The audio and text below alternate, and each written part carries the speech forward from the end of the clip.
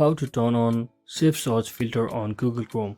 So hello guys, welcome back to my YouTube channel. In this quick tutorial I'll be showing you how you can easily turn on the safe search filter mode on Google Chrome. So without any further ado, let's get started. So first, just head over to three dot icon at the top right corner and simply click on settings by scrolling down and just select this privacy and security option from the left section. And once you're inside here, just select this security option. And as you can see, I've already selected or enabled the standard protection, so you can either enable the standard protection or you can also go for the enhanced protection, which will provide more security.